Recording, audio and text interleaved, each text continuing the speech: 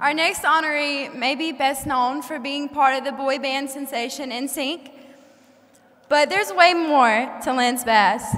He's also an actor, producer, writer, entrepreneur, and philanthropist. He's also been recognized and honored for his documentary films. He co-directed The Tale of Two Dads and was the executive producer of Kidnapped for Christ, which premiered last month at Sundance to much acclaim. I had the pleasure of working with Lance on his film, I'm Mississippi. But I first met Lance whenever we had the Second Chance Prom. The Mississippi Safe Schools Coalition held it in my honor, and Lance donated and made an appearance. It was everybody's dream day there. So please help me congratulate my friend, Lance Bass.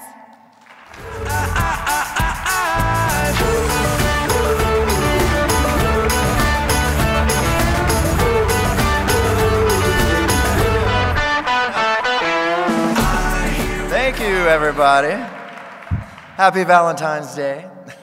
I am just overjoyed to share the stage with the most incredible people tonight. Please just give everyone a round of applause tonight. And very humbled.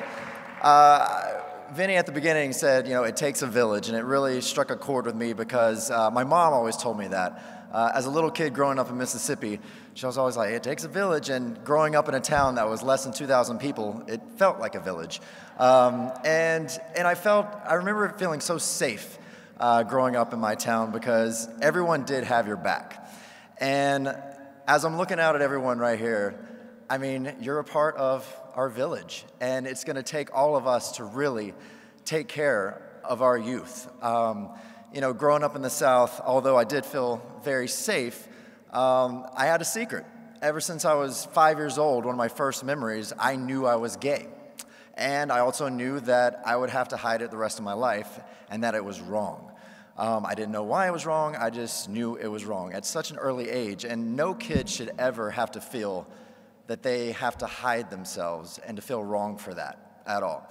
And it's going to take us making sure that they feel safe.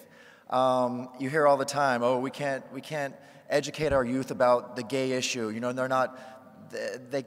won't understand. Yes, they will. They're smart. This young generation is very smart. They don't care.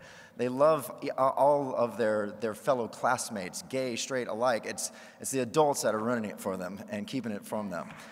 Yeah. So, being a part of this village, I hope I'm not the village idiot. I'd more like to be the village storyteller, and I've been very blessed that God gave me a huge voice with entertainment to tell these stories. Yes, the same God that made me gay. And yes, indeed. And I'm just so happy that I got to start a career at such an early age, at 16, so I can relate to a lot of these teenagers, what they're going through. Having a radio show on the only nationwide gay radio station on Sirius XM, I get to hear the stories of Shane Bittney's story, Constance and McMillan. These amazing stories that I get to share with the world and help change people's minds is absolutely incredible. One, and if you haven't, it's actually coming out soon, Mississippi I Am, which I got to help create this documentary about Constance. And when I heard that story of how her school canceled her prom instead of letting her go to it, what did the kids do? They got together and threw their own prom, a second chance prom. And all these kids were bussed in from all over the South and had the most amazing time. And that's what the youth is doing. They did that, not us. These kids did it. So, I could not be more proud of the youth that we're raising right now. And it's going to take all of us to make sure that they understand that they are safe. They can trust us.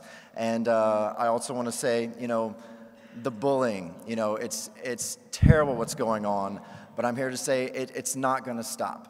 Look at my Twitter feed right now. I get bullied every second of the day, but the older we get, the more we get to let it brush off of our shoulders. We start maybe feeling sorry for those people, understanding that they come from a terrible place. And we need to just be way more understanding with both sides of this fight. And we just need to calmly have the conversation, and that's what we're doing right now. And y'all are gonna go across this wonderful country to over half the states that you are all representing and spread this message of love.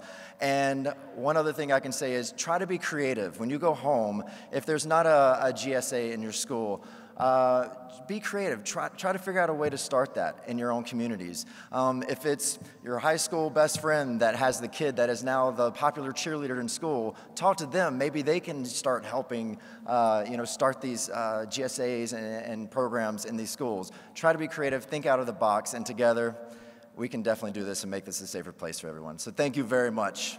Thank you for this.